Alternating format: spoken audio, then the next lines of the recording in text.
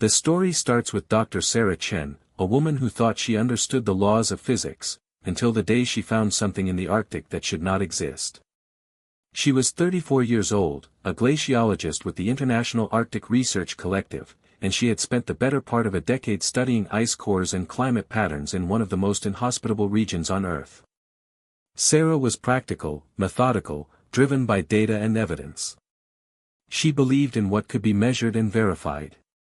She did not believe in ghosts or time paradoxes or impossible things buried in ancient ice.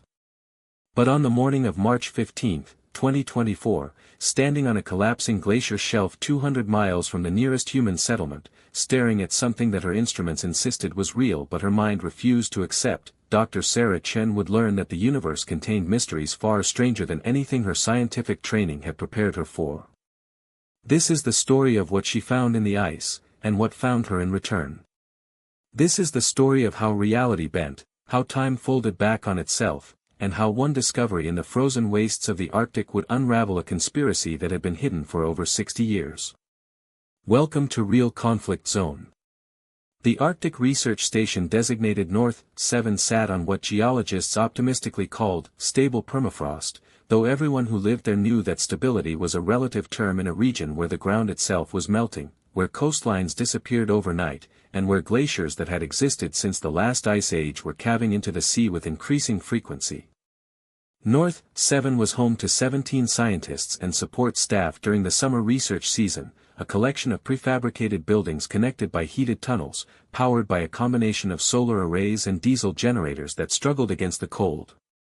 Sarah had arrived at North 7 6 weeks earlier as part of a team studying the accelerated retreat of the Lomonosov Glacier, a massive ice formation that had been stable for thousands of years but was now losing mass at an alarming rate.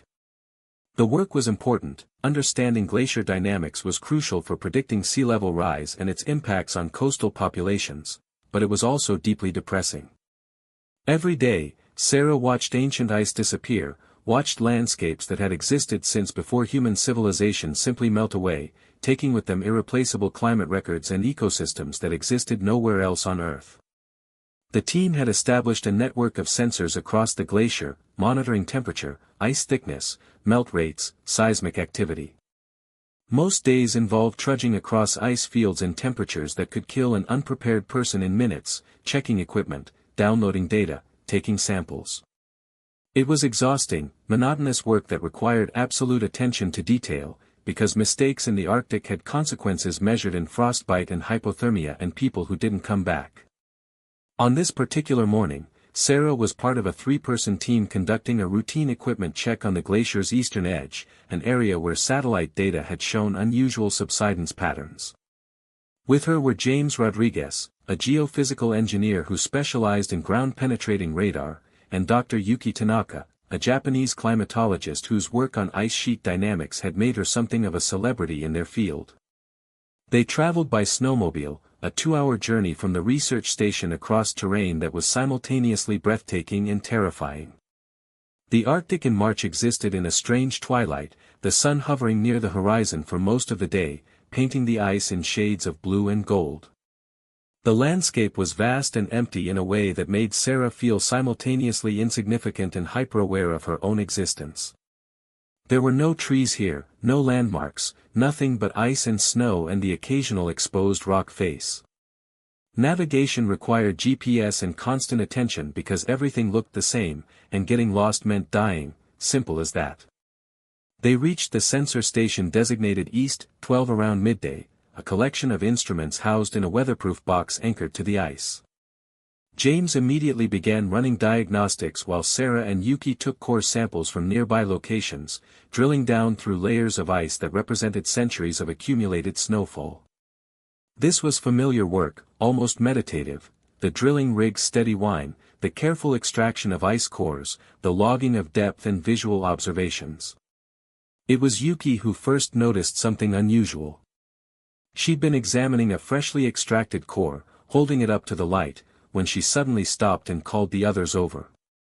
Sarah saw it immediately, a dark layer in the ice about 2 meters down, something that didn't belong in the pristine white of accumulated snow. Contamination wasn't uncommon, volcanic ash, Dust storms, even meteor impacts could leave traces in ice cores, but this was different. The layer was too uniform, too regular, and when Yuki scraped a sample onto her glove, it didn't look like any natural material Sarah had seen before. James brought over his portable spectrometer, and they spent 20 minutes analyzing the sample, growing increasingly puzzled by the results.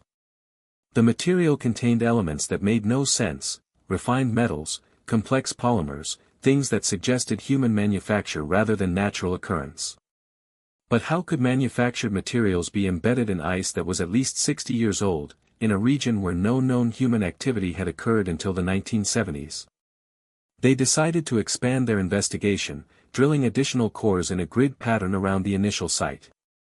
Each new core showed the same contamination layer at approximately the same depth, suggesting whatever had left these traces covered a significant area. James deployed his ground-penetrating radar, scanning deeper into the ice, and what he found made them all stop and stare at the display screen. There was something large under the ice. Not a rock formation or natural feature, but something with regular geometry, something that created radar returns consistent with manufactured structure. It was deep, maybe 50 meters down, and it appeared to extend for at least 30 meters in one direction. James ran the scan 3 times to be sure, adjusting parameters, checking for equipment malfunction, but the results were consistent. There was a building or installation or something man-made buried in the glacier, in ice that had accumulated over decades. Sarah felt her heartbeat accelerate. This was impossible. The Lomonosov Glacier was in one of the most remote regions of the Arctic, hundreds of miles from any documented human presence during the relevant time period. The contamination layer dated to approximately 1959, based on the ice core chronology, which predated permanent research stations in this area by more than a decade. There were no historical records of any expedition or installation here. Whatever was under the ice wasn't supposed to exist. They made the decision to report their findings to North 7 before proceeding further. This was protocol. Unexpected discoveries, especially ones that might have historical or archaeological significance, needed to be documented and evaluated by people with expertise beyond their own. James called in on the satellite phone, speaking with Dr. Marcus Webb, the station director, describing what they'd found. Webb listened, asked several questions, then told them to mark the location with GPS coordinates but not to disturb anything further until he could organize a proper investigation team. The 3 of them spent the next hour taking photographs, collecting additional samples, and scanning the anomaly from multiple angles. The more data they gathered, the stranger it became. The structure, and it was definitely a structure, appeared to be metallic, possibly steel or some similar alloy. It had defined edges, corners, features that suggested deliberate construction. And strangest of all, James's electromagnetic sensors were detecting a faint but measurable electrical field in the vicinity, as if whatever was down there was still producing power. That was when Sarah noticed the sound. It was barely audible over the wind and the idling snowmobiles, a rhythmic pulsing that seemed to come from everywhere and nowhere at once. She'd worked in the Arctic long enough to know all the normal sounds, wind, ice cracking, the rumble of distant calving events, but this was different.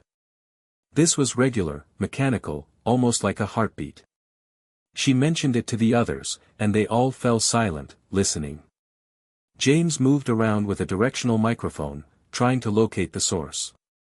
The sound was coming from below them, from the ice itself, or more specifically, from the location of the buried structure. He recorded several minutes of audio, then played it back through his laptop speakers. The rhythm was unmistakable, a steady pulse, 1 beat every 2 seconds, absolutely regular in a way that nothing in nature could be. Yuki pulled out her electromagnetic field detector, a device normally used to study atmospheric phenomena, and began taking readings. Her expression changed as she watched the display. The pulses weren't just acoustic, they were electromagnetic. Whatever was under the ice was transmitting a signal, a radio frequency pulse synchronized with the sounds they'd been hearing. And according to Yuki's equipment, the signal was strong enough to be detectable at considerable range. Sarah felt a chill that had nothing to do with the Arctic temperature. A powered, transmitting structure buried in 60-year-old ice, in a location where no such structure should exist. This went beyond scientific curiosity into something else, something that made the rational part of her brain uncomfortable. Because if this structure had been here since 1959, and if it was still powered and transmitting after all this time, then someone had built something in the Arctic that was decades ahead of known technology, and they'd built it in secret. They documented everything they could with the equipment they had, knowing that Webb and the investigation team would want as much preliminary data as possible. James captured the signal pattern, noting that it was too regular to be natural but too simple to carry any obvious information, just a steady pulse, like a beacon or an automated distress signal. Yuki took temperature readings, noting that the ice directly above the structure was several degrees warmer than the surrounding area, suggesting heat output from whatever power source was still operating down there.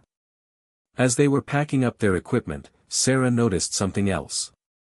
The subsidence that had brought them to this location in the first place, the unusual pattern of ice collapse that had shown up in satellite imagery, it was centered directly on the buried structure. The ice was melting faster here, not because of ambient temperature changes but because of heat from below. Whatever was under there was literally melting its way out of the glacier. She did some quick calculations based on the observed melt rate and the current depth of the structure. If the melting continued at this pace, the structure would be exposed to the surface in approximately 3 months. Whatever had been hidden in the ice for 65 years was about to be revealed, whether anyone wanted it to be or not. They returned to North 7 as the Arctic twilight deepened into something close to darkness. The station was ablaze with lights, looking almost homey in the vast emptiness of the ice. Sarah had never been so grateful to enter the heated interior, to strip off her cold-weather gear and feel blood returning to her extremities. But there was no time to rest. Webb had assembled everyone in the common room and wanted a full briefing immediately. The common room at North 7 was the social heart of the station, a space that doubled as dining hall, rec room, and meeting area. When Sarah, James, and Yuki entered, they found the entire station complement waiting, 14 people representing 8 nationalities and a dozen scientific disciplines, all of them looking curious and somewhat concerned because Webb rarely called full station meetings unless something significant had happened. Webb himself was a weathered 60-year-old geologist who'd spent 30 years conducting Arctic research. He had the quiet authority of someone who'd survived countless field seasons in one of Earth's most dangerous environments, and people listened when he spoke. He gestured for Sarah's team to stand at the front of the room, then addressed the assembled group. What followed was a detailed presentation of everything they'd discovered. James projected the ground-penetrating radar images onto the common room screen, showing the clear outlines of a large metallic structure buried 50 meters down in ice that had accumulated over at least 6 decades. Yuki played the audio recording of the rhythmic pulsing, then showed the electromagnetic data proving these were actual radio transmissions. Sarah presented the ice core analysis, demonstrating the contamination layer and what it implied about the structure's age. The room was silent when they finished, everyone processing implications that challenged their understanding of Arctic history and what should be possible. Finally, Dr. Elena Volkov, a Russian atmospheric physicist who was one of the station's senior researchers, asked the obvious question: what was it? That was the problem, they didn't know. The structure's size suggested something substantial, perhaps a small research facility or monitoring station. But there was no record of any nation operating installations in this region during the late 1950s. The Cold War had been well underway by then, and both the United States and Soviet Union had been extremely interested in Arctic territories, but documented activities were concentrated thousands of miles away from the Lomonosov Glacier. Dr. Hassan Khalil, an Egyptian engineer who maintained the station's systems, suggested it might be an early warning station from the Cold War period, part of the distant early warning line or a similar defense network. But Webb pointed out that the DEW line stations were all documented and accounted for, and none were located anywhere near their current position. Someone suggested it might be a crashed aircraft, but James shook his head. The radar returns showed a structure that was clearly sitting on the bedrock beneath the glacier, not embedded at an angle as a crash would produce. Whatever it was had been deliberately placed there, then covered by 6 decades of snowfall and ice accumulation. The discussion continued for another hour, producing more questions. Then answers. Webb eventually made the decision that they needed outside expertise and resources. He would contact the International Arctic Research Collective's headquarters in Oslo, brief them on the discovery, and request support for a proper archaeological excavation. In the meantime, they would maintain observation of the site, monitor the signal, and document any changes. What Webb didn't say, but what Sarah suspected everyone was thinking, was that this discovery was going to attract attention from parties beyond the scientific community. A powered structure from the Cold War era, transmitting signals, hidden in one of the most remote locations on Earth, that was the kind of thing that made governments nervous, that raised questions about security and secrets and things that were supposed to stay buried. That night, Sarah lay in her narrow bunk in the sleeping quarters, listening to the wind howl outside and the station's heating system click and rumble as it fought against the cold. Sleep wouldn't come, her mind too active with possibilities and implications. She kept thinking about that steady pulse coming from under the ice, that mechanical heartbeat that had been beating for 65 years, waiting in the darkness for someone to find it. She must have eventually dozed off, because she was jerked awake by alarms, loud, insistent klaxons that meant emergency. Sarah rolled out of bed, already reaching for her clothes, her heart racing. Fire was the worst-case scenario in an Arctic research station, followed closely by structural failure or loss of heating. The alarms meant something had gone seriously wrong. She made it to the common room in less than 2 minutes, finding most of the station's complement already there, everyone looking confused and concerned. Webb was at the communications console, his face pale, speaking rapidly into the satellite phone. When he hung up and turned to face them, Sarah knew before he spoke that whatever had happened was worse than equipment failure or weather events. The signal from the ice structure had changed. At 3:47 a.m. local time, the steady pulse that had been beating every 2 seconds for who knew how long had suddenly accelerated, increasing to 1 pulse per second. Then, at 4:02 a.m., it had done something else. It had begun transmitting structured data, a complex pattern of electromagnetic pulses that James's recording equipment had captured but couldn't decode. More concerning, the transmission was being picked up by multiple monitoring stations across the Arctic and as far south as Alaska. The signal was powerful, much more powerful than their local measurements had suggested, as if whatever was under the ice had suddenly increased its output dramatically. Government agencies were already calling, wanting to know what was happening, who was responsible, what they'd done to activate whatever was under there. Webb explained that he'd been on the phone with both the American National Science Foundation and the Norwegian Polar Institute, and both agencies were preparing to send teams to investigate. But there was more. The signal pattern matched a frequency and encoding system that hadn't been used since the 1960s, specifically a system developed by the United States military for Cold War communication networks. Someone had run the signal through pattern-matching algorithms, and they'd found a partial match in declassified documents from Project Cold Feet, a classified military research program from the late 1950s that had supposedly been shut down in 1961. The program's details were still largely classified, but what was known suggested it had involved Arctic operations, remote monitoring systems, and something called deep-time communications. Sarah felt pieces clicking together in her mind, forming a picture that was somehow more disturbing than simple archaeological mystery. This wasn't just an abandoned Cold War installation, it was something that had been deliberately buried, deliberately hidden, and it was waking up. The question was why now, and what it meant. Dr. Volkov suggested they return to the site immediately to take new measurements, to try to understand what had changed and why. Webb agreed but insisted on strict safety protocols. They would go in force, with multiple vehicles, full emergency gear, and constant communication with the station. Whatever was happening out there on the ice, they needed to document it while also maintaining the ability to evacuate if things got dangerous.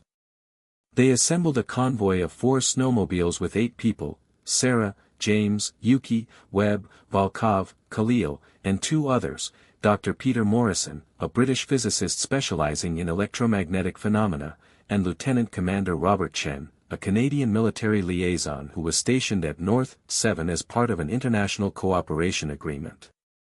Robert's presence was officially about search and rescue operations, but everyone knew he also reported to his government. About activities in the Arctic, and his sudden interest in accompanying them suggested his superiors were already concerned about the discovery. They departed North 7 at first light, though light was a relative term in the Arctic March, the sun barely clearing the horizon before beginning its descent again. The journey that had taken 2 hours the previous day took 90 minutes this time, everyone pushing their vehicles harder, driven by urgency that none of them could quite articulate. They reached the site to find it had changed dramatically in less than 24 hours. The ice surface showed new cracks radiating from the point directly above the buried structure, and when James deployed his ground-penetrating radar, the readings showed the structure was now less than 40 meters down. It had risen 10 meters overnight, melting through ice at an impossible rate. Yuki's thermal imaging camera showed why. The structure was producing massive amounts of heat, enough to create a bubble of liquid water in the surrounding ice. Whatever power source it contained wasn't just operational, it was running at full capacity, melting ice, transmitting signals, doing something that required enormous energy output after sitting dormant for decades. Morrison set up his electromagnetic monitoring equipment and immediately started recording data that made his eyes widen. The signal was much more complex than their initial analysis had suggested. Yes, there was the carrier wave they'd already documented, but embedded in it were multiple data streams, encrypted but clearly information-rich. Someone, or something, was transmitting what looked like computer data, using a format that predated modern computers by decades. Robert Chen had brought equipment of his own, military-grade signal analysis gear that his government had apparently approved for this investigation remarkably quickly. He worked in silence for several minutes, then made a phone call on an encrypted satellite link. When he finished, his expression was grim. The transmission, he informed them, contained identification codes that matched a classified American military project from 1959. The codes were authentic, they'd been verified against archived records, but they shouldn't exist.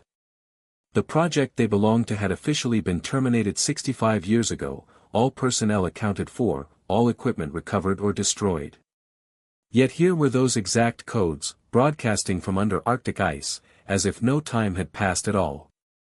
Sarah asked the question everyone was thinking: what was the project? What had they been doing out here that required burying a powered installation under a glacier? Robert hesitated, then said he'd been authorized to share limited information.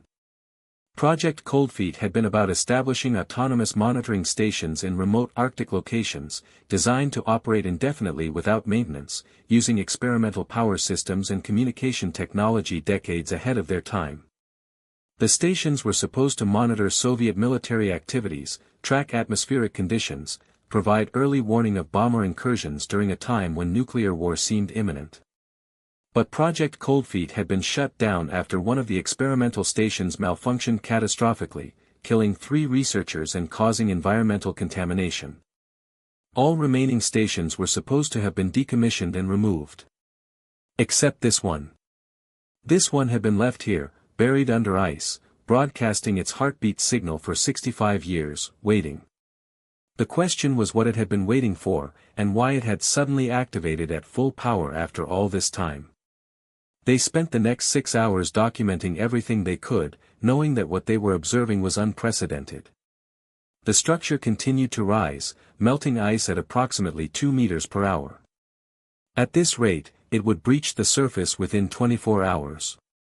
Whatever had been hidden would no longer be hidden, and Sarah had the distinct feeling that someone had planned for this, that the station's awakening wasn't malfunction but design.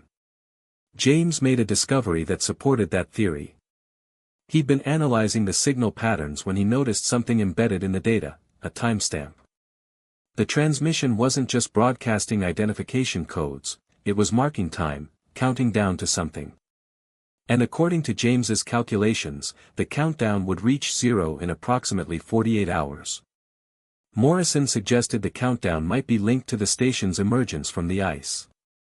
Perhaps the system had been programmed to activate when its environment changed, when melting ice indicated the time had come for whatever it was supposed to do. But that implied someone in 1959 had predicted this specific timing, had known when the glacier would melt enough to expose the station, and had programmed accordingly. Yuki pointed out the obvious problem with that theory. Climate change and accelerated glacier melting weren't predicted in 1959. The scientific consensus about anthropogenic global warming didn't emerge until decades later. How could anyone in the late 1950s have known that this specific glacier would melt at this specific rate, exposing the station at this specific time? Unless, Webb said slowly, the station was designed to trigger its own exposure. If it had been producing heat for 65 years, melting ice from below while glacial accumulation continued above, it could have been calibrated to emerge at a predetermined time regardless of external factors. That would require an incredible understanding of glacier dynamics and an enormous power source, but it was technically possible. Robert Chen made another encrypted call, and this time when he finished, he looked genuinely worried. He told them that his superiors wanted the site secured immediately, that military units were being mobilized, that they should evacuate and let trained personnel handle what was increasingly looking like a security situation rather than a scientific one. Webb refused. This was a scientific research station on international territory, and whatever was under the ice had historical and archaeological significance that transcended military concerns.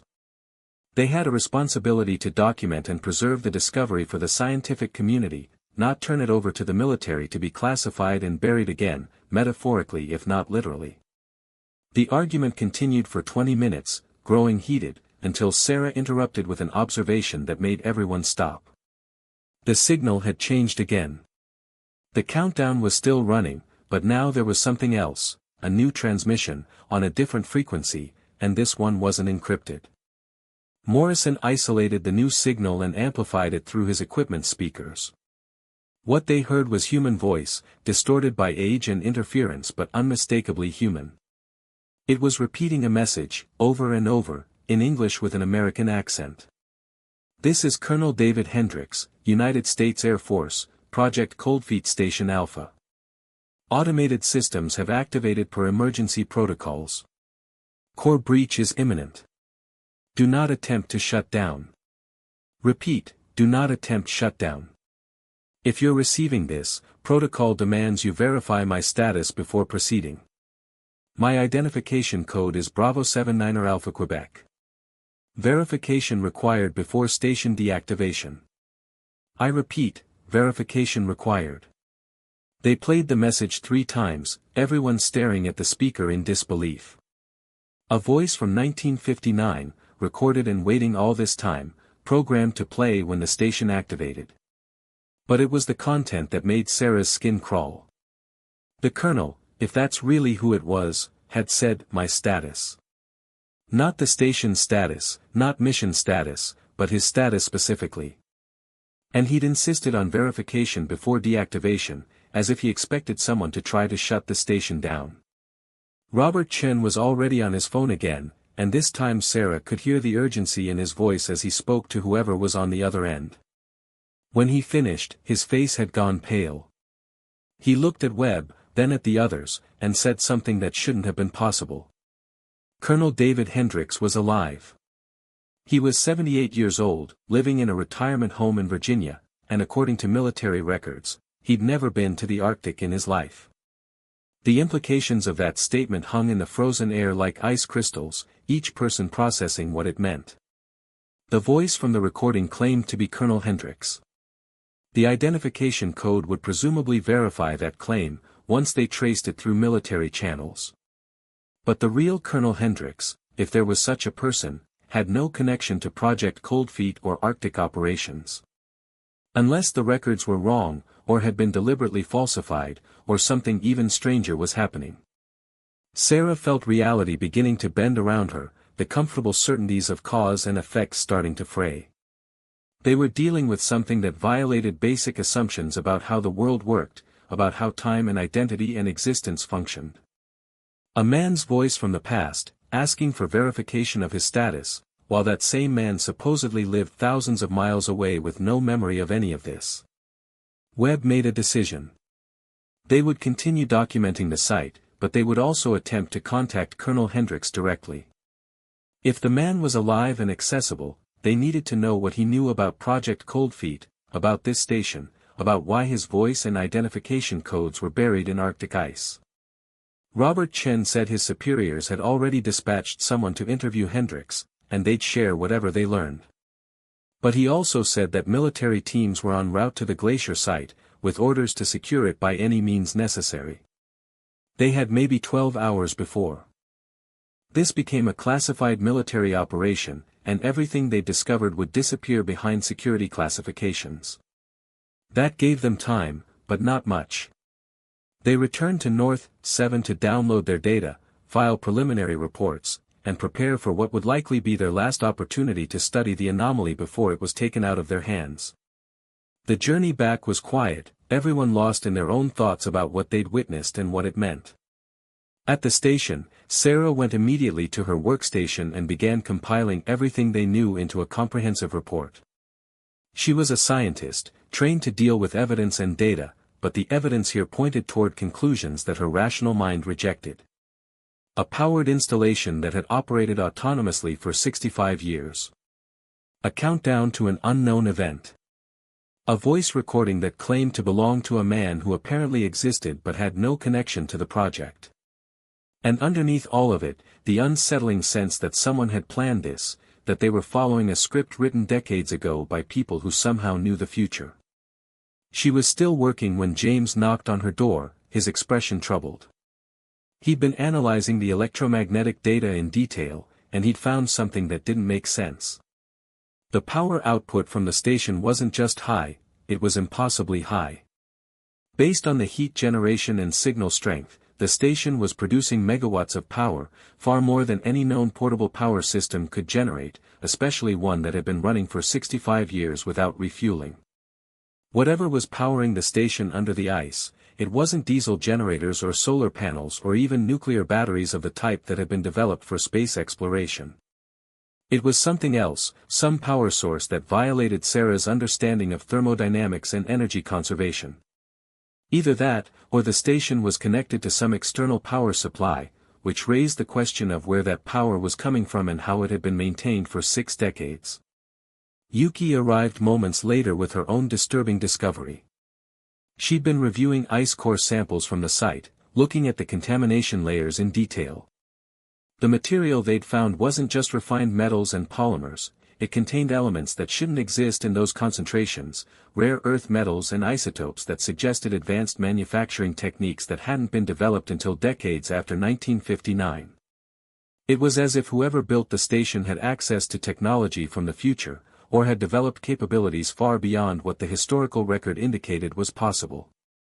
Both options required abandoning assumptions about what they knew to be true about Cold War technology and scientific capabilities. Webb called another meeting, this one limited to the senior researchers and Robert Chen. They gathered in Webb's office, a cramped space lined with geological samples and old Arctic photographs. Webb didn't waste time on preamble. He'd received an update from Oslo and from Robert's military superiors. The full story of Project Cold Feet was being declassified, not by choice, but because current events made secrecy untenable. What they learned was stranger than anything they'd imagined. Project Cold Feet hadn't been a simple monitoring network. It had been an attempt to create what the project designers called temporal anchors, installations that could maintain consistent records across long time periods, preserving information and capabilities even if society collapsed or historical records were lost or deliberately destroyed. The project had been initiated in 1957, driven by fears that nuclear war was imminent and inevitable. The people running Cold Feet believed that civilization might not survive the coming conflict, and they wanted to ensure that some knowledge, some capability, would persist through whatever dark age followed. So they'd built these stations in remote locations, powered by experimental systems, programmed to activate when specific environmental or temporal conditions were met. The technology involved was apparently far more advanced than anything publicly acknowledged from that era. The project had access to research that remained classified, experimental systems that never made it into mainstream scientific literature, capabilities that the official historical record said didn't exist.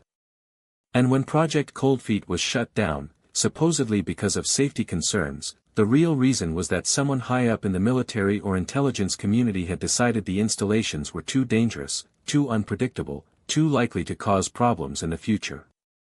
Most of the stations had been recovered and destroyed. But at least one, the one they'd found under the Lomonosov Glacier, had been deliberately left operational, buried under ice, waiting. Why it had been left, what it was meant to do, those details remained classified even in the limited declassification they were seeing.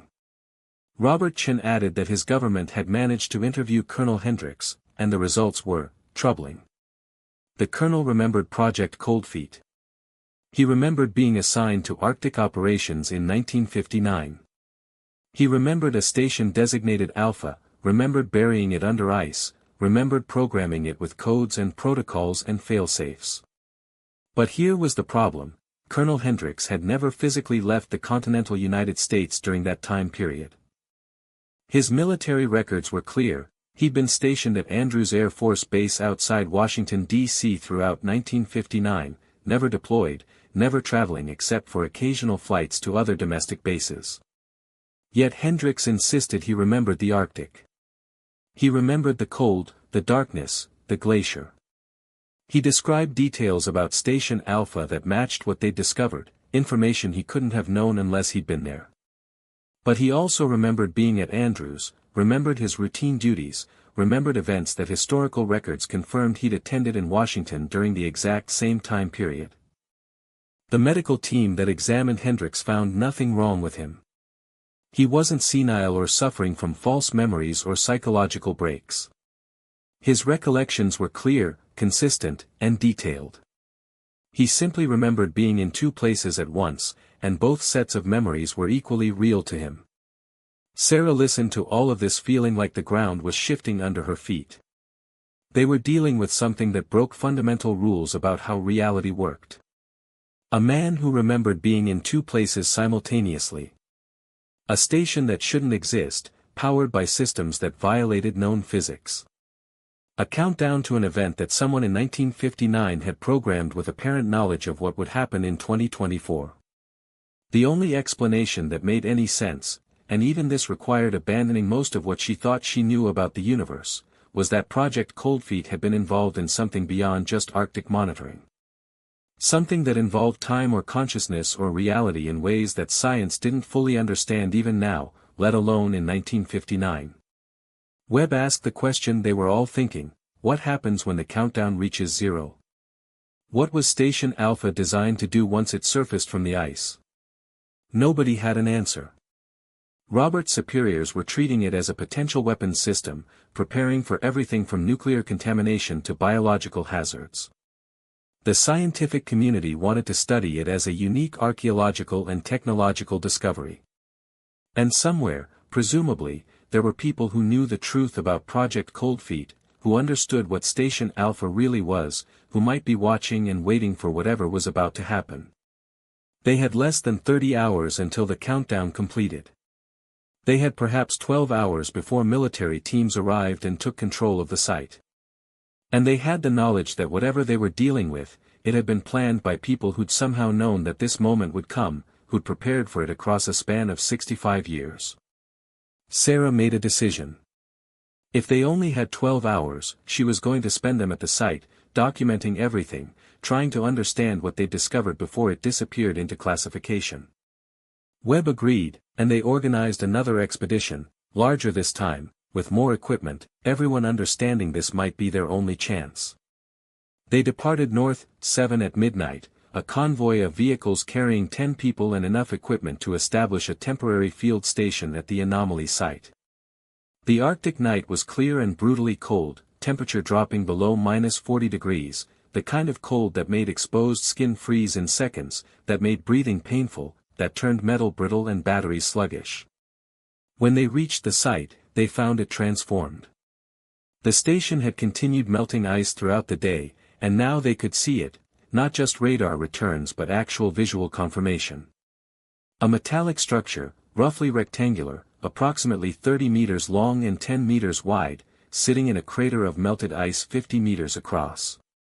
Liquid water surrounded it, should have been frozen solid at these temperatures but remained liquid, kept warm by heat radiating from the structure itself. The sight of it was surreal, this manufactured object, clearly of human origin but unlike any Cold War architecture Sarah had ever seen, emerging from ancient ice like some artifact from another world.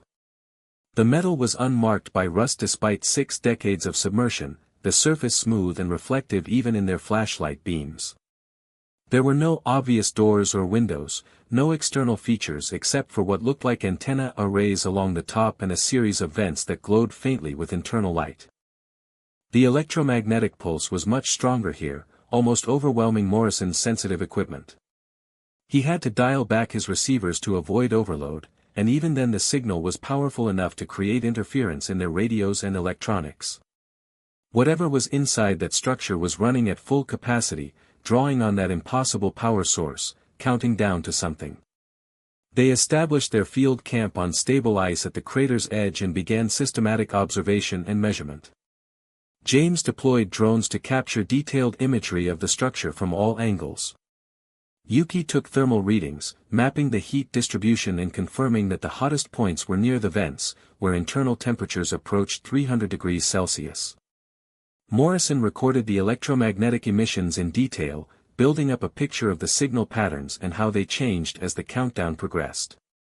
Sarah found herself staring at the structure, trying to reconcile what she was seeing with everything she thought she knew about history and physics and reality. This thing had been built in 1959, buried deliberately, programmed to activate now, in 2024. The people who built it had known, somehow known, about climate change, about glacier melting rates, about when this specific location would allow the station to emerge. They'd built it with technology that shouldn't have existed, powered it with a source that violated thermodynamics, and tied it to a man who claimed to be in 2 places at once. She pulled out her phone, insulated and battery-warmed to function in the extreme cold, and reviewed the data they'd been collecting, trying to find patterns, trying to understand. And that's when she noticed something in the ice core analysis that they'd missed before. The contamination layer, the material they'd found at the 65-year mark, it wasn't just at that depth. There were traces of it deeper down, much deeper, in ice that was over 100 years old. That was impossible. Project Coldfeet had been initiated in 1957. But if contamination from the station existed in ice from the early 1900s, then either their dating was wrong, or something even stranger was happening. Something that suggested the station's influence extended backward in time, not just forward. She was about to call the others over when the structure's vents suddenly flared brighter, casting long shadows across the ice. The electromagnetic pulse intensity doubled, then tripled, Morrison's equipment screaming warnings as it recorded power levels that shouldn't be possible from any terrestrial source. And then, for the first time since they'd discovered it, the structure made a new sound, not the steady pulse they'd been monitoring, but a deep mechanical grinding, like enormous gears engaging after decades of stillness. Everyone froze, watching as sections of the structure's surface began to shift. What they'd thought was seamless metal was actually segmented, panels that could move independently. The structure was opening, unfolding like some mechanical flower responding to sunlight after an impossibly long winter. Robert Chen was shouting into his radio, trying to report what was happening to his command, but interference from the structure drowned out his transmission. Webb grabbed Sarah's arm, pointing toward the structure's base where water was beginning to churn and bubble, heated to boiling by the energy output. Steam rose in great plumes, creating a localized fog bank that made visibility drop to almost nothing. Through the steam and the glare of their emergency lights, Sarah saw something emerging from the structure's interior. Not machinery, not equipment, but something that looked disturbingly organic, like metal wrapped around a human form. It took her a moment to process what she was seeing, a figure, roughly human-sized, encased in some kind of suit or shell that connected directly to the station's systems through thick cables. The figure moved, or tried to, the motion jerky and uncertain like someone relearning how to control their own body. Ice that had formed on the exterior cracked and fell away, revealing more of the form beneath. And then, impossibly, the figure's head turned toward them, and through the suit's faceplate, if that's what it was, Sarah saw a human eye, clouded and confused but undeniably alive and aware. Yuki screamed, the sound sharp in the cold air. James stumbled backward, nearly falling into the meltwater. Even Webb, who'd seen 30 years of Arctic phenomena, stood frozen in shock. Because there was a person inside that structure. After 65 years sealed in ice, impossibly, there was someone still alive in there. The figure raised one arm, the motion slow and deliberate, and pointed directly at Robert Chen. Then it spoke, the voice amplified through external speakers, distorted by time and cold and equipment decay but still comprehensible, verification required. State your authorization code. Who sent you? Robert looked like he was about to pass out. He stammered something about Canadian forces, about Arctic research operations, about not having any authorization codes. The figure's arm dropped, and for a moment Sarah thought it might collapse, might finally succumb to the impossibility of its own existence. But instead, it spoke again, this time with more clarity, as if warming up after long dormancy was restoring its capabilities. Incorrect response. You're not military. Not 1959 protocols. What year is this? What date? The voice had an American accent, masculine, with the kind of formal diction common in mid-century military recordings. And underneath the mechanical distortion, there was something else, confusion, fear, the sound of someone waking from a nightmare only to find themselves in something worse. Webb stepped forward, his voice steady despite the surreal situation. It's March 2024. You've been under the ice for 65 years. We're researchers from the International Arctic Research Collective. We found your station. We heard your signal. Are you Colonel Hendricks? The figure went completely still for several long seconds. Then, 65 years. That's not right. That's not how it was supposed to work. I was only supposed to be under for 6 months, maximum 1 year. Hendricks was supposed to come back for me. The recall signal should have activated. Something went wrong. Something went terribly wrong. Sarah's mind was racing, trying to piece together what they were hearing. This person, whoever they were, they'd expected to be retrieved in 1960. They'd been waiting for a recall signal that never came. They'd been conscious, or semi-conscious, or stored in some state between life and death for 65 years, preserved by technology that shouldn't exist, waiting for rescue that never arrived. James found his voice. Who are you? If you're not Hendricks, then who?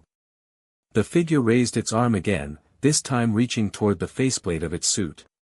With movements that were becoming smoother, more controlled, it manipulated controls that were built into the suit's surface. The faceplate began to retract, panels sliding away to reveal the face beneath. It was human, male, probably late 30s or early 40s in apparent age, with features that suggested European ancestry. The skin was pale, almost translucent, but otherwise normal. The eyes were the strangest part, they moved too quickly, scanning their surroundings with an intensity that seemed almost inhuman, as if taking in and processing information faster than any normal person could. My name is Dr. Michael Torres, the man said, his voice now unfiltered and strangely clear. I was the science lead for Project Cold Feet. I volunteered for the deep time trial. I was supposed to test the stasis system, prove it could preserve human consciousness across extended periods. Hendricks was my liaison, my lifeline to the outside world. He was supposed to monitor my status and initiate recall when the trial period ended. He looked down at his own body, at the suit that was still connected to the station through those thick cables. But something happened, didn't it? Something went wrong with the project. That's why I'm still here. That's why it's been 65 years instead of 6 months. They abandoned the station. They abandoned me.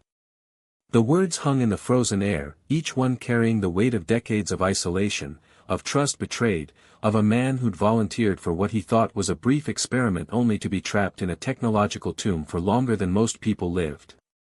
Sarah felt a wave of horror and sympathy wash over her. Whatever else Project Cold Feet had been, whatever secrets it had held, at its heart was this: a human being sacrificed, forgotten, left to endure consciousness without consciousness in the Arctic dark. Morrison asked the question they were all thinking: how are you alive?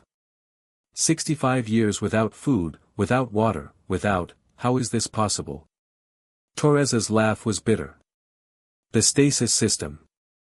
It was supposed to be revolutionary, maintain human biological functions at minimal levels, preserve consciousness in a reduced state, allow people to survive extended periods in hostile environments. The power core was experimental, something they developed from recovered technology. They never told us where it came from, just that it was beyond anything contemporary science could produce. It was supposed to run for decades if needed, sustaining one person in stasis. He gestured to the station behind him. This whole structure is essentially a life support system wrapped around a power core we didn't fully understand. They put me inside, sealed the station, buried it under ice. The theory was that the glacier would protect the station from detection while the stasis system kept me preserved. When the recall signal came, automated systems would begin revival, and they'd dig me out. But the recall never came, Sarah said softly. No, Torres agreed.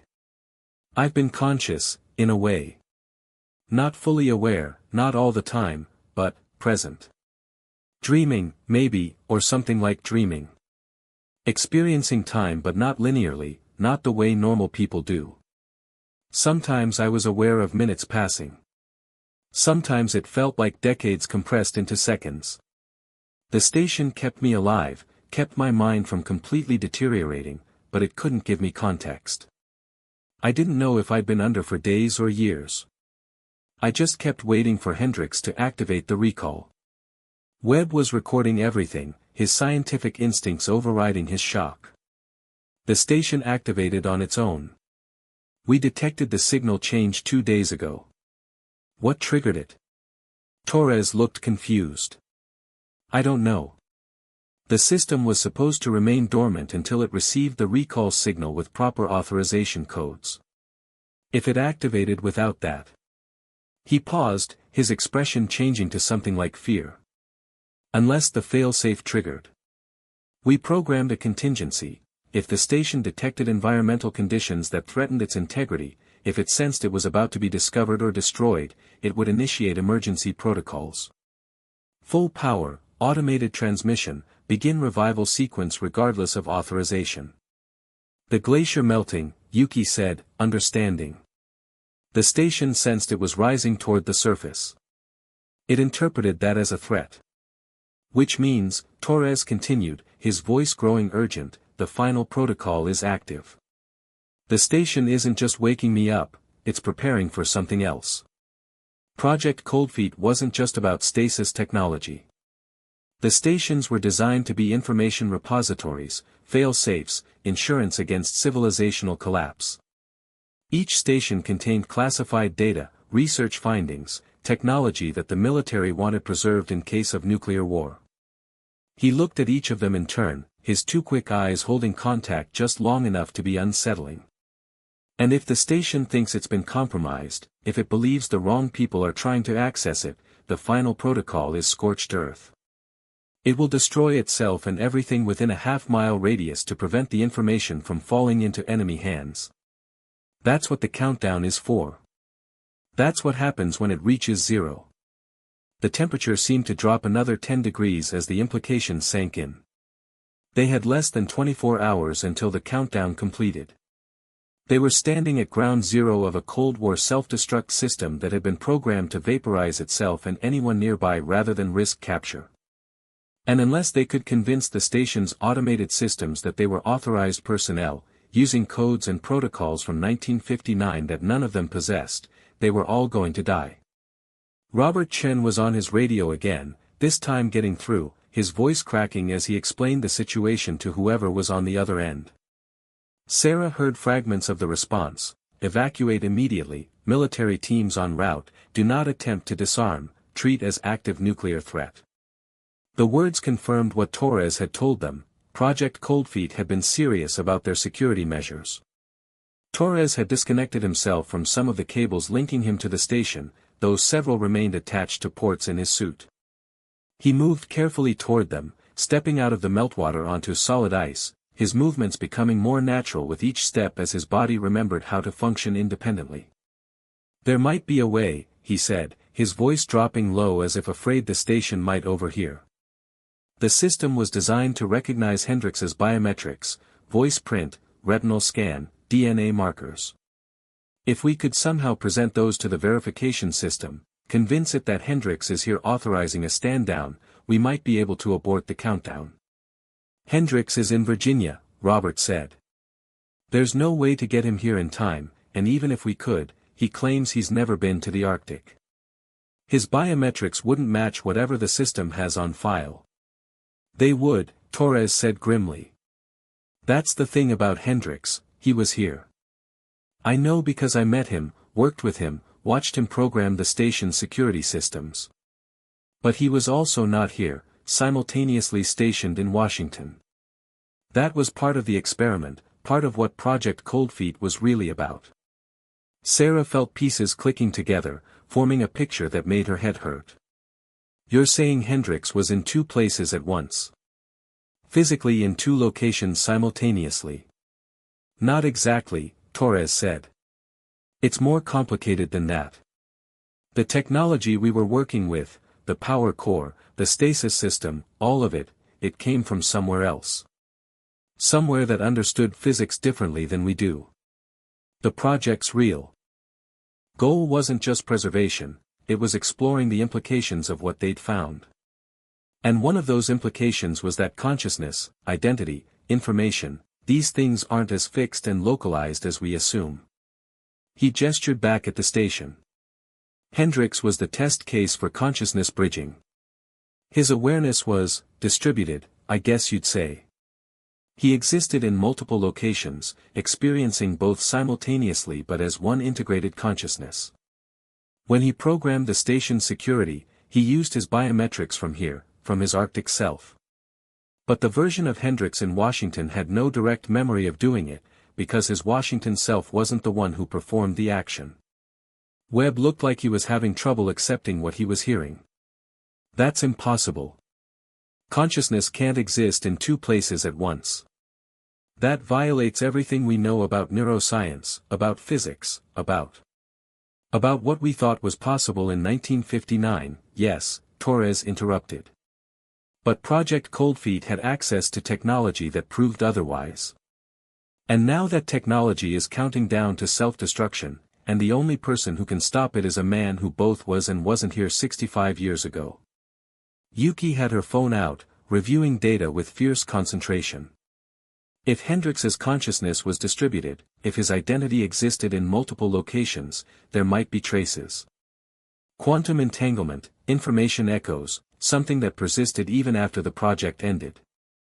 If we could detect those traces, recreate the biometric signature the station expects. "You're talking about reconstructing a person's quantum state from 65-year-old data," Morrison said.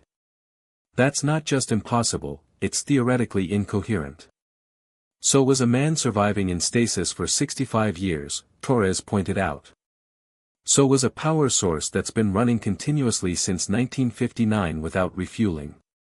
We're past the point of what's theoretically possible and deep into the territory of what's actually happening.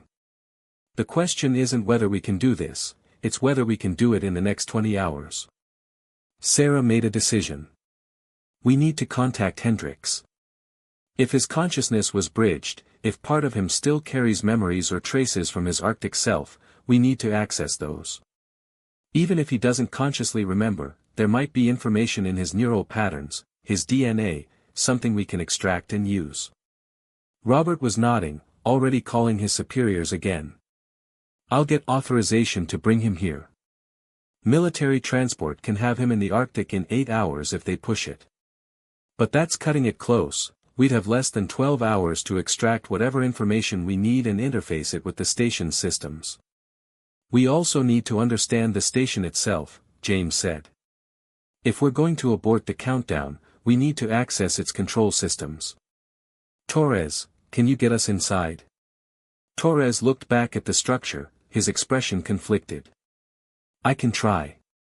I was inside for 65 years, but I wasn't conscious enough to map its systems. The station has multiple layers, the stasis chamber where I was kept, the power core in the center, the control systems that manage everything. And there are security measures, physical and electronic. The station was designed to be impenetrable except through proper authorization. But you're still connected to it, Morrison observed, pointing at the cables still attached to Torres's suit. You're still part of its systems. Can you access its command structure through that connection? Torres hesitated, then nodded slowly. Maybe. The connection is two-way, it kept me alive, but I can also send signals back through it. But if I try to override its security and fail, I might trigger the fail-safe early. We'd go from 20 hours to immediate detonation. The wind had picked up, howling across the ice, carrying away the steam from the meltwater and dropping visibility even further. They were exposed, vulnerable, standing at the epicenter of something that was beyond their ability to fully comprehend but which they had to somehow resolve before it killed them all. Webb gathered them into a tight circle, his voice raised to be heard over the wind. Here's what we're going to do. Chen, get Hendricks here as fast as humanly possible. Torres, work with Morrison to map out the station's control architecture. We need to understand how the countdown system works and where the abort mechanism might be. Sarah, James, Yuki, you're on analysis. Go through every piece of data we have about Project Cold Feet, about the station, about Hendricks. Find something we can use, some way to convince the system that it's receiving proper authorization. He looked at each of them, his weathered face grave. I know this isn't what we signed up for. We're scientists, not military operatives or time travel theorists or whatever this situation needs. But we're what's here, and we're what this moment has. So we're going to be enough. Understood? They nodded, drawing together in the face of the impossible, and set to work. The next 8 hours blurred together in a frantic rush of activity. Robert's military contacts came through. Colonel David Hendricks was extracted from his retirement home, placed on a military transport, and flown north toward the Arctic at speeds that pushed the aircraft's capabilities. While they waited, the research team worked with desperate intensity. Torres and Morrison established a makeshift interface with the station's systems, using equipment they'd brought from North 7 combined with connections through Torres's suit. What they found was both fascinating and terrifying, a computer system that was decades ahead of anything publicly available in 1959, running on architecture that Morrison said looked like it came from an alternate history where computing had developed along completely different lines. The countdown was hard-coded into the system's core processes, multiple redundant timers all synchronized to the same 0 point. Stopping it would require either proper authorization, which they didn't have, or physically disrupting the power core itself. And the power core, according to Torres, was shielded in ways that made it functionally indestructible by any tools they had available. Sarah's team pored over the declassified Project Cold Feet documents that Chen's superiors had transmitted, looking for anything that might help. What they found painted a picture of a military research program that had stumbled onto something far beyond its original scope. The project had apparently recovered technology, from where, the documents didn't say, that demonstrated capabilities the military barely understood. Rather than try to reverse engineer everything immediately, they'd focused on one application, preserving resources and personnel through extended periods, creating bunkers and caches that could survive apocalypse. But the deeper the research team dug, the more questions emerged. There were references to temporal isolation, to consciousness threading, to causality anchoring. The terminology suggested Project Cold Feet had been working with concepts that wouldn't enter mainstream physics discourse for decades. Where had they gotten these ideas? What had they recovered that gave them such advanced knowledge? Yuki made a breakthrough around hour 5. She'd been analyzing the electromagnetic patterns from the station when she noticed something subtle, a secondary frequency, very weak, that seemed to pulse in response to external stimulus. When Morrison spoke near his equipment, the frequency modulated slightly. When he moved away, it faded. The station was sensitive to human presence, constantly monitoring and analyzing anyone near it. More importantly, the frequency pattern matched research papers about quantum biological systems that hadn't been published until the 2000s. The station was using techniques for reading human biofields that shouldn't have been developed yet. And if it could read biofields, it might be able to distinguish between individuals, to recognize patterns that were unique to specific people. This is how it verifies identity, Yuki said, excitement breaking through her exhaustion. Not just through retinal scans or voice prints, but through quantum signatures that are unique to each person's biological state. If we can map Hendrix's current quantum biological signature and transmit it to the station, we might be able to satisfy the verification protocol even without him physically interfacing with the system. Morrison was skeptical. Quantum biological signatures aren't stable. They change constantly based on environment, health, mental state. The signature Hendrix had in 1959 would be completely different from whatever he has now. Unless consciousness bridging creates persistent entanglement, Torres interjected. He'd been listening while maintaining his connection to the station's systems. If Hendrix's consciousness was truly distributed across multiple locations in 1959, the quantum correlations might persist. His current signature might still carry traces of his Arctic self, markers that the station would recognize as valid. It was a long shot, based on physics that was more speculation than established science. But it was something, a theory they could test when Hendrix arrived. Sarah found herself checking the time obsessively, 6 hours until Hendrix's arrival, 14 hours until the countdown reached 0. The math was tighter than she liked. The military teams arrived before Hendrix did, 3 helicopter loads of soldiers, technicians, and officers who established a perimeter around the site with military efficiency. Their commander, a stern-faced colonel named Patricia Vance, made it immediately clear that this was now a military operation. The civilian researchers would be allowed to remain only if they stayed out of the way and followed orders without question. Webb objected strenuously, pointing out that they'd been working with Torres for hours and had established rapport and understanding that new arrivals couldn't replicate. Vance was unmoved until Torres himself intervened, stating flatly that he wouldn't cooperate with military personnel unless the research team remained involved. His tone suggested he had strong opinions about military reliability after being abandoned for 65 years. They reached a compromise. The research team would work alongside the military specialists, sharing information and coordinating efforts. It wasn't ideal, but it was workable. And truthfully, Sarah was relieved to have additional resources. The military had brought equipment that made their jury-rigged systems look primitive, quantum sensors, advanced computing arrays, specialists in fields she hadn't known existed. Colonel Hendrix arrived 13 hours before the countdown reached 0. He stepped off the helicopter looking confused and frightened, an elderly man in his late 70s who'd been pulled from his comfortable retirement and flown to the Arctic to confront a past he didn't remember living. Robert Chin met him, explaining the situation as gently as possible while military personnel escorted them toward the crater where the station sat.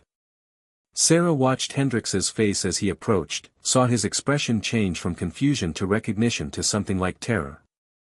He stopped at the crater's edge, staring at the station, his mouth working silently. When he finally spoke, his voice was barely a whisper, "I remember this." "How do I remember this? I was never here. I was in Washington. I was at Andrews.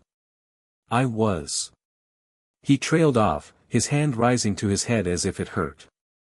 Torres approached him carefully, still wearing his suit though he disconnected most of the cables. "Colonel Hendrix. I'm Dr. Michael Torres. You put me in that station 65 years ago. You promised you'd come back for me." Hendrix stared at Torres, and Sarah saw tears forming in the old man's eyes. "I remember you. I remember programming the security systems, sealing the station, watching it sink into the ice. But I also remember being in Washington that whole time, filing reports, attending briefings. How can I remember both? What did they do to me?" "They distributed you," Torres said gently. "Your consciousness existed in 2 places simultaneously. Part of you was here, working on the project. Part of you was in Washington, maintaining cover. When the project ended, they tried to reintegrate you, to collapse your consciousness back into a single location.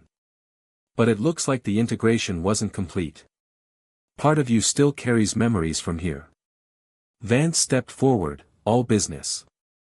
Colonel Hendricks, we need you to authorize a shutdown of this station's self-destruct sequence. We have less than 13 hours. Whatever the protocol is, whatever you need to do, we need to start now. Hendricks nodded slowly, still looking dazed but focusing through force of will. The verification system. I need to interface directly with the station's control node. My biometrics from 1959, retinal scan, DNA sample, neural pattern, they're stored in its security database. If I can provide matching readings now, it should recognize me and accept shutdown authorization. But your biometrics have changed, Morrison pointed out. You're 65 years older. Your DNA might be the same, but your neural patterns, your physical appearance. The quantum signature should persist, Yuki interrupted. If we use our equipment to read his current quantum biological state and compare it to what the station has on file, the entanglement traces should match even if the superficial biometrics don't. It's like a fingerprint that exists at a quantum level, unique and unchanging even as the physical person ages. Hendricks was nodding, remembering. Yes. That was part of the protocol. They knew that if recall took years instead of months, physical aging might prevent recognition. So they built in quantum verification as a backup. The consciousness bridge creates persistent entanglement that survives integration. Any version of me, at any age, should still carry the quantum markers from my Arctic self. They moved quickly, setting up verification equipment, military quantum sensors interfacing with the civilian research instruments, all of it focused on Hendricks as he stood near the station's entrance. Torres guided him through the process, explaining what the system would be looking for, what responses it expected. The station's entrance had opened fully now, revealing an interior that glowed with pale blue light. Torres led Hendricks inside, with Sarah and a handful of others following. The interior was cramped, every surface covered with equipment whose purpose Sarah couldn't immediately identify. At the center was what Torres called the stasis chamber, a cylindrical tank filled with clear fluid, with a human-shaped void in the middle where Torres had spent 65 years. Beyond the chamber was the control node, a console that looked like something from a 1960s science fiction movie crossed with technology that wouldn't have looked out of place on a starship. Hendricks approached it with shaking hands, then placed his palms on designated panels. The console came to life, screens flickering with text and graphics that scrolled past faster than Sarah could read. Identity verification in progress, a synthetic voice announced, androgynous and cold.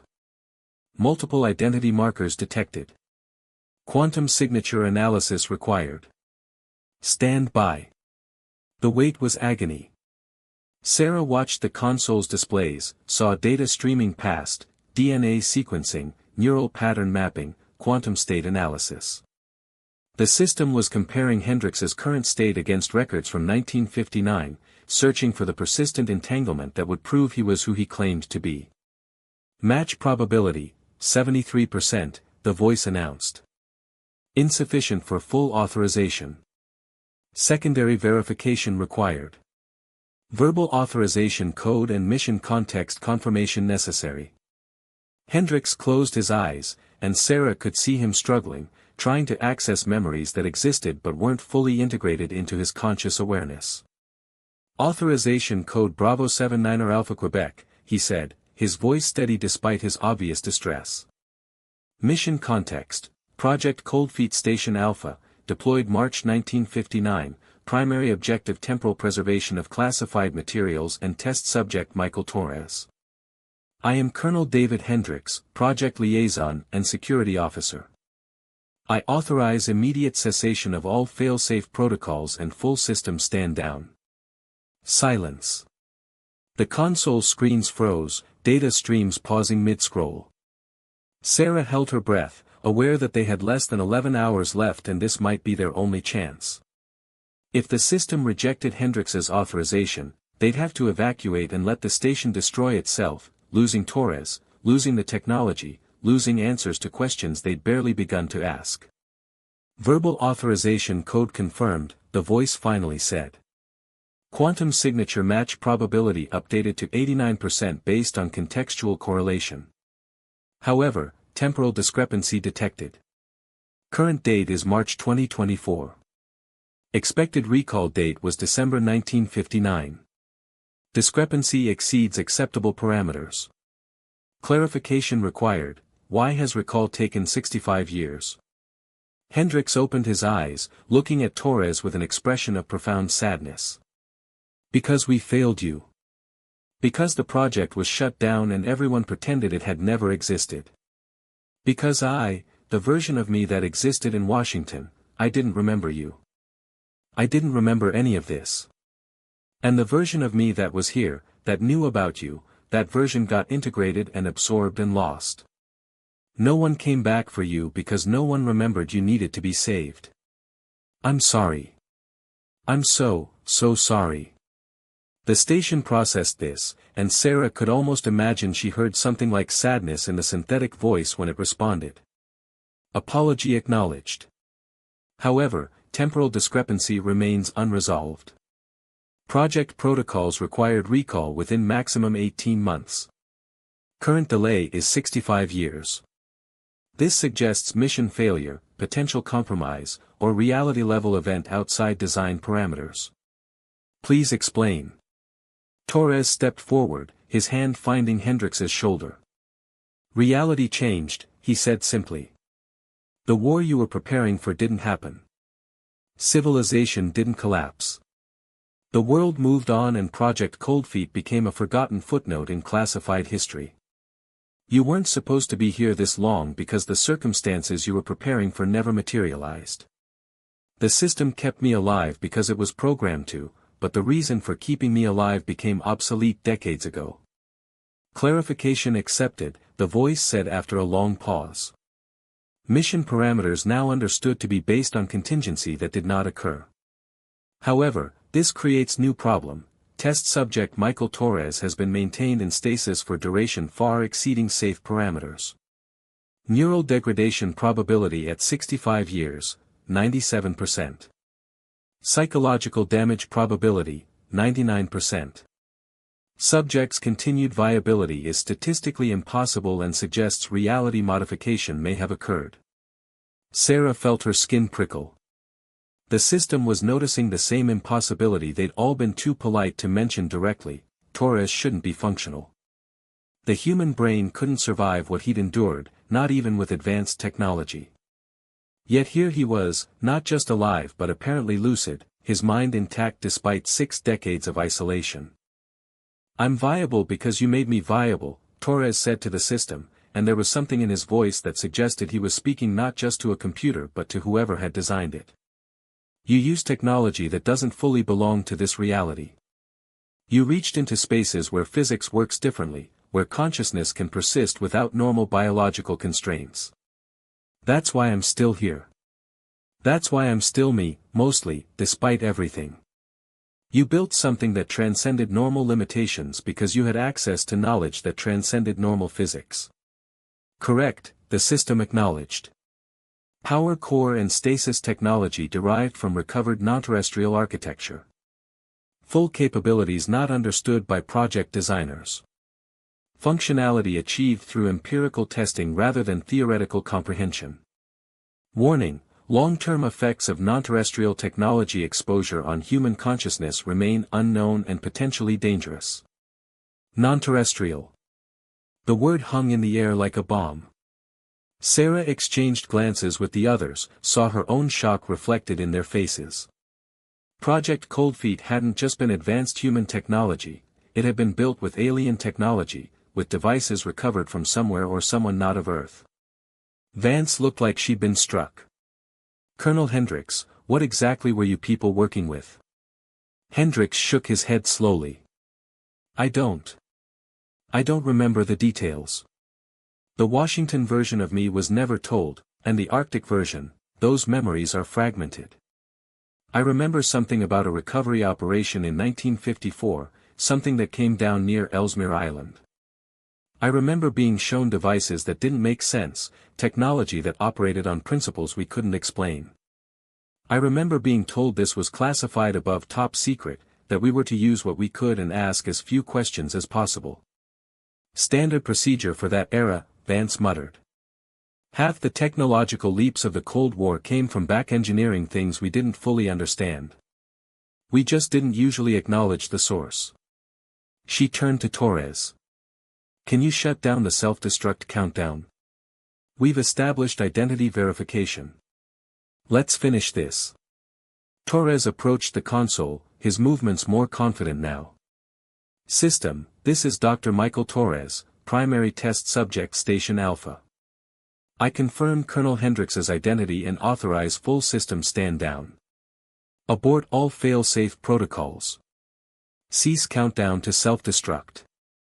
Acknowledge. Authorization verified, the system responded. Fail-safe protocols disengaging. Self-destruct sequence aborted at T-10 hours 37 minutes. Station entering dormant mode. However, note, test subject Michael Torres is designated for immediate medical evaluation per project protocols. Extended stasis has concluded. Standard procedure requires full biometric assessment and psychological screening. We can handle that, Vance said quickly. Dr. Torres, we'll get you proper medical attention, make sure you're actually healthy despite what you've been through.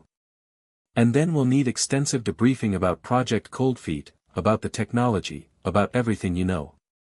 Torres pulled his hand away from the console, and Sarah saw the exhaustion in his face for the first time.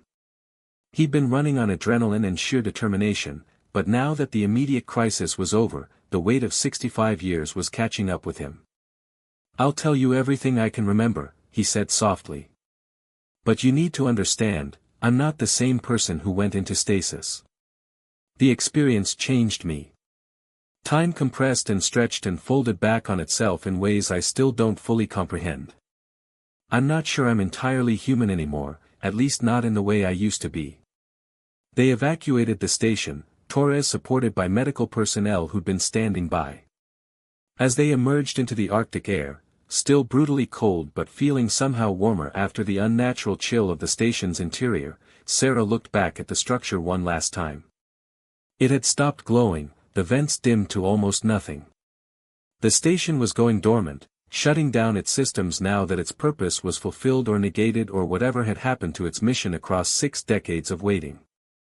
She thought about Colonel Hendrix, consciousness distributed across multiple bodies, living 2 lives simultaneously. She thought about Torres, preserved in impossible stasis by technology humanity still didn't understand. She thought about the station itself, a product of knowledge stolen from beings not of Earth, repurposed for human military objectives during an era of existential fear. And she thought about the questions that remained unanswered. What had crashed near Ellesmere Island in 1954? Where had the technology come from? Were there other stations, other projects that had used similar capabilities? And most disturbing, if Project Cold Feet had been shut down because it was too dangerous, too unpredictable, what did that say about what they'd been working with? The next days were a blur of military debriefings, medical examinations, and attempts to process everything they'd experienced. Torres underwent extensive testing and was found to be, improbably, in reasonable health despite his ordeal. The doctors couldn't explain it, by all rights, he should have been catatonic or worse, but the alien technology had preserved him in ways that defied medical science. Hendrix underwent his own evaluation, with specialists trying to understand the lingering effects of consciousness bridging. They found evidence of quantum entanglement in his neural patterns, persistent connections that suggested his mind still existed in a partially distributed state even though his physical body was singular. He would live with fractured memories for the rest of his life, always uncertain which experiences had truly been his. The station was sealed by military order, encased in layers of security and monitoring equipment. Officially, it would be left as a permanent installation, a monument to Cold War ambition and to the human cost of playing with forces beyond understanding. But Sarah knew that wouldn't be the end of it. You couldn't seal away something like this and expect it to remain sealed forever. 3 months after the initial discovery, Sarah received a call on a secure line. It was Torres, who'd been released from military custody but remained under close observation. He sounded different, his voice carried harmonics that hadn't been there before, as if multiple versions of himself were speaking in near-perfect synchronization. "I need to tell you something they don't want you to know," he said without preamble. The station wasn't the only one. There were 12 Project Cold Feet installations scattered across the Arctic and Antarctic. Most were dismantled, but at least 3 are still active. And they're all waking up. Sarah's blood ran cold. "How do you know this?" "Because I can feel them," Torres replied. "The stasis technology created connections between me and the other stations. I'm entangled with their systems the same way Hendrix was entangled with his multiple selves.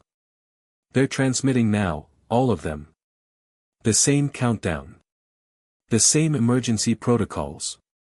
And Sarah, they're not responding to climate change or environmental triggers. Then what's activating them?" Torres's pause lasted so long she thought the connection had dropped. When he finally spoke, his voice was barely a whisper. "Something's coming.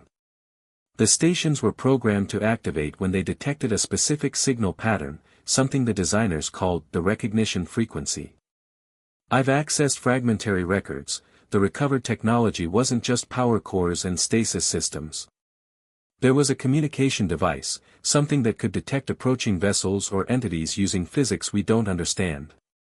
The stations were supposed to serve as early warning beacons." Sarah's hands had gone numb. Warning against what? The original owners of the technology. The beings who built it.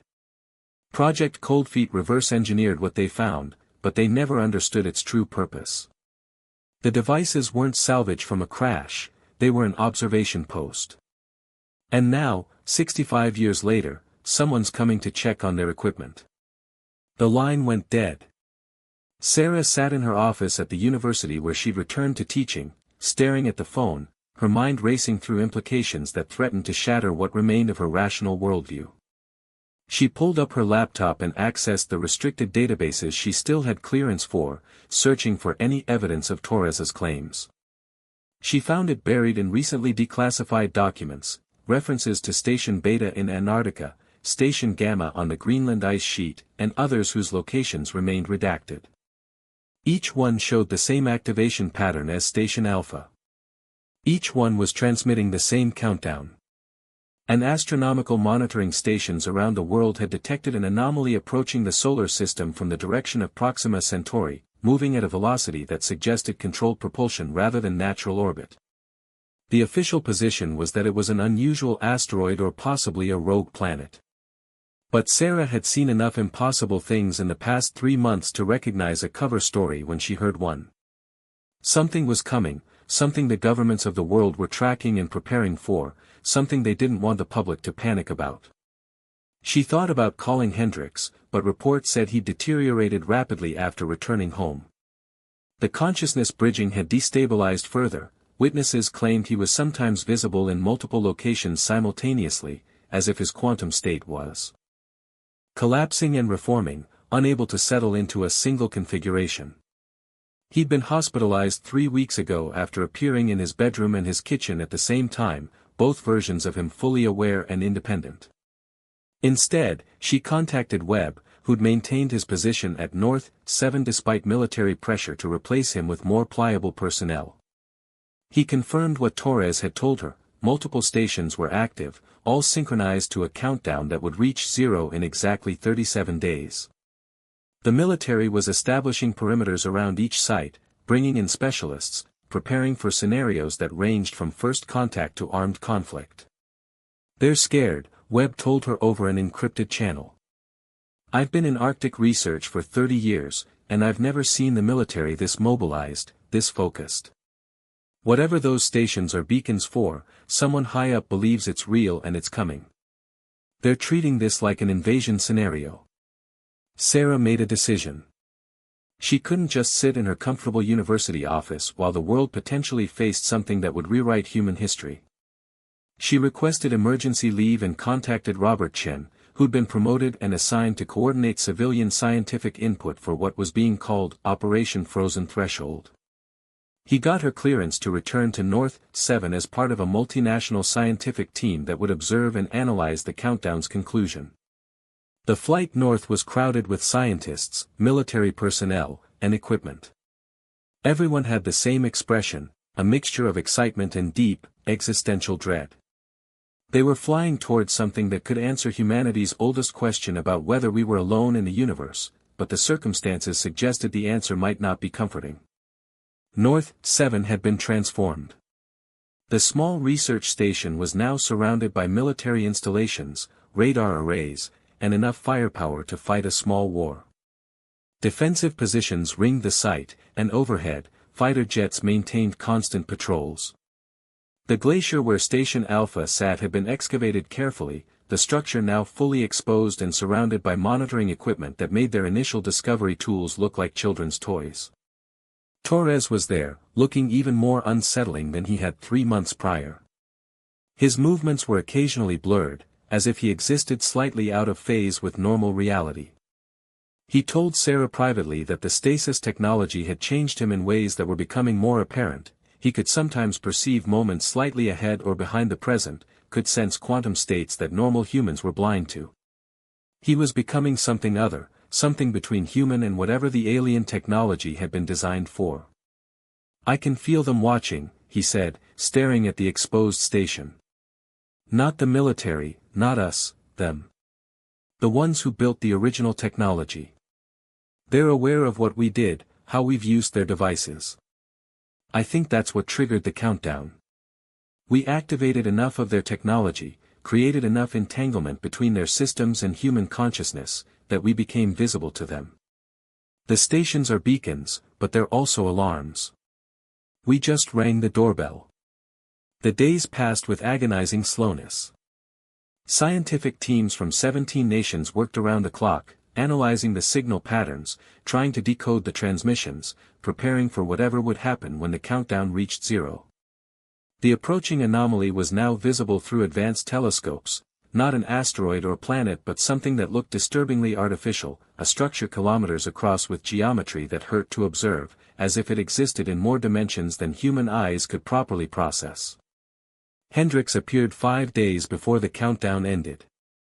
Not in person, the real Hendricks was still hospitalized, his consciousness too fragmented to travel. But his quantum signature manifested near Station Alpha, a translucent figure that spoke with his voice and carried his memories but existed in a state that defied categorization. He was neither fully present nor fully absent, a ghost made real by alien technology that had shattered the boundaries of individual existence. "I remember now," the Hendricks manifestation said, addressing the assembled scientists and military leaders. "Not just my memories, but the memories embedded in the station's systems, the knowledge that came with the recovered technology. The beings who built it, they're not invaders. They're gardeners. They seed galaxies with observation posts, technology that tests whether local species are ready for broader contact. We found one of their tests. We reverse-engineered it. And in doing so, we proved we're clever enough to be noticed but foolish enough to be dangerous." "What happens when the countdown ends?" Vance demanded. "Judgment," Hendricks replied. "The approaching vessel will evaluate what we've done, how we've used the technology, what it says about humanity's readiness for the knowledge they possess. If we pass, they'll open communication. If we fail," he didn't finish, but everyone understood the implication. The final day arrived with clear skies and brutal cold. Station Alpha and the other beacons had increased their transmission power exponentially, creating electromagnetic interference that disrupted communications and made sensitive equipment malfunction. Torres stood at the station's entrance, his form flickering between solid and transparent, between present and absent. He'd volunteered to serve as a translator if communication became possible. His entanglement with the alien technology made him the closest thing humanity had to an ambassador. Sarah stood with the scientific observation team, watching displays that showed real-time data from observatories around the world. The approaching vessel had entered high Earth orbit 3 hours ago and was now descending toward the Arctic, moving with impossible precision. It was vast beyond comprehension. Early estimates suggested it was larger than some moons, yet it moved like a living thing, folding space around itself in ways that made physicists weep. The countdown reached 1 minute. 50 seconds. 30. Station Alpha's structure began to glow with light that shouldn't exist, colors that human eyes weren't designed to perceive. Torres screamed, not in pain but in overwhelming input, his consciousness suddenly connected to something vast and ancient and utterly foreign. 0. The world didn't end. Instead, it opened. The station became a doorway, a portal, a bridge between here and elsewhere. Through it, Sarah could see vistas that made her mind rebel, spaces that existed in more dimensions than 3, structures built from mathematics rather than matter, intelligence so vast and distributed that calling it beings was like calling the ocean water. Torres stood at the threshold, his body transformed into something luminous and strange. When he spoke, it was with voices layered atop each other, human and not human, past and present and future speaking in unison. They're here. They've been here. They will be here. Time isn't what we think it is. Neither are we. They're asking if we understand this. If we're ready to know that consciousness isn't bound to flesh, that identity isn't fixed, that everything we think we know about existence is just one limited perspective on infinite possibility. Vance stepped forward, representing Earth's governments and militaries, her weapon lowered but ready. Are they a threat? Torres, or what Torres had become, turned to her, and Sarah saw in his transformation both horror and transcendence. They're asking the same question about us. We found their technology. We used it to trap a man in frozen isolation for 65 years. We split consciousness across multiple bodies. We built weapons and secrets and lies around everything we discovered. They want to know if we're ready for more, or if we'll just use it to hurt each other more efficiently. The moment stretched impossibly long, humanity holding its breath while alien intelligence weighed and measured and judged. Sarah felt her consciousness expanding, touching something vast, being evaluated in ways she couldn't comprehend. She saw her life from outside, every choice, every discovery, every moment of compassion and cruelty, assessed by minds that existed beyond human categories of judgment. And then, somehow, humanity answered. Not through governments or militaries or scientific committees, but through the collective decision of billions of minds all choosing simultaneously to be curious rather than fearful, to reach out rather than retreat, to accept the terrifying implications of not being alone rather than hiding in comfortable ignorance.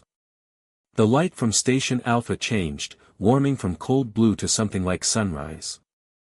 Torres's form solidified, became human again though changed in ways that would take years to fully understand. And through the portal, something communicated, not in words or images but in concepts that downloaded directly into human consciousness, a gift of knowledge about the universe and humanity's place in it. They learned that Earth had been observed for thousands of years. That the 1954 crash hadn't been an accident but a test, technology deliberately left for humans to find. That Project Cold Feet's scientists had done exactly what the gardeners hoped, they'd explored the technology, pushed boundaries, created entanglement between human and alien systems. And in doing so, they'd proven humanity was ready for the next step. The vessel didn't land, didn't send representatives, didn't establish overt contact. Instead, it left a gift, modifications to the existing Cold Feet stations, upgrades that would let them serve as permanent bridges between Earth and a network of worlds that were also being evaluated, also struggling with the implications of not being alone. The choice of whether to use these bridges, whether to step through into larger galactic civilization, was left to humanity. But the option was now permanently available. As the vessel departed, folding space around itself and vanishing toward destinations unknown, Sarah stood in the Arctic cold and watched Station Alpha transform.